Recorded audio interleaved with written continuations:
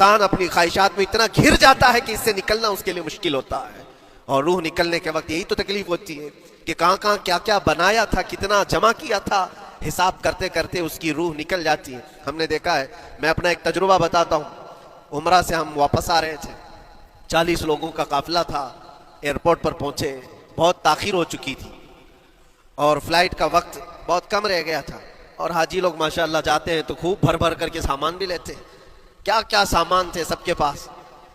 और हमारा बार बार जाना आना होता है, मैं कभी कोई ज्यादा चीजें रखता नहीं। हम तो आगे निकले, ग्रुप पूरा था और सारे लोग सामान लेकर खड़े थे। वक्त गुजरता गया, फ्लाइट जहाँ चेक इन हो रहा था सामान, उन्होंने कहा कि 25 किलो से ज्यादा का अलाउड नहीं है। और यहाँ 40-40 किलो लेकर बैठे हुए थे।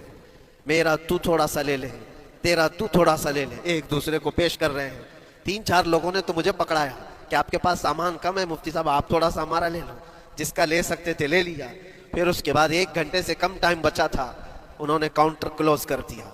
मैंने देखा 20 से 25 हाजी ऐसे हैं जिनका सामान बिखरा हुआ है और क्या ले जा सकते हैं हाथ में, वो भी 7 किलो 8 किलो इतना ही था। उनकी ख्वाहिशात में देख रहा था, कोई मुसल्ला उठाता है, कोई खजूर उठाता है, कोई अरे नहीं मेरे बच्चों के लिए खिलौने लिया था इसको ले लेता हूँ, वो ले लो तो मुसल्ले छोड़ना पड़ता है, ये ले लो तो खजूर छोड़ना पड़ जाता है। किसी न किसी तरह से वो लोग आखिरी वक्त 2-4 चीजें लेकर के निकल रहे थे और बिखरा हुआ पूरा सामान एयरपोर्ट पर ऐसे ही मौजूद था। 1-2 किलो नहीं, कितने किलो का सामान छोड़ करके यूं ही आना पड़ा।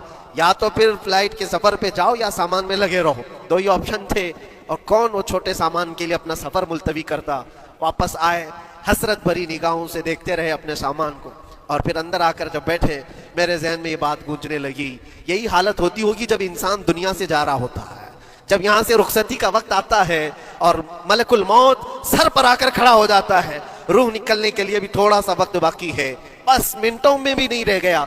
जब उसको नजर आता है, अब ये सोचता है इतनी नमाजें बाकी रह गई, इतनी ज़कात भी रह गई, हज भी था और भी कुछ चीजें किसी के देने के बाकी थे, कर्जे भी थे, किस चीज की नसीहत करूं, किस चीज की वसीयत करूं। फलां जगह एक घर खरीद करके उसके डॉक्यूमेंट तो वहां रखा था, बेटे को भी नहीं बताया, बेटी को भी नहीं बताया, पता नहीं किसके हाथ लग जाएगा। ये ख्वाहिशात घूमती रहती है, वो किसी को बता भी नहीं पाता। इधर मलकुल मौत रूह निकाल कर निकल पड़ते। ये इंसान की शॉर्ट लाइफ है, मुख्तसर सी जिंदगी है जहां ये ख्वाहिशात धरी की धरी रह जाती है। इसीलिए शेख सादी ने बहुत अच्छी बात फरमाई।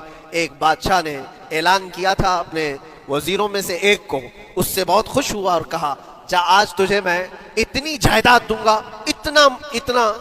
इतनी जमीन, इतनी प्रॉपर्टी दूंगा जितना तू अपने हाथ में एक लकड़ी लेकर घेर देगा, जितनी जमीन तू घेरेगा उतनी तेरे नाम लिख दूंगा।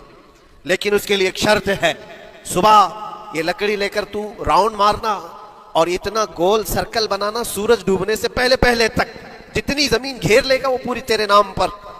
उसने सोचा कि इतनी बड़ी जमीन मैं घेर सकता हूं एक पूरे दिन। मियां मुंबई वाले अच्छी तरह जानते हैं 4x4 की जगह मिल जाए तो यहाँ कितनी बड़ी गनीमत होती।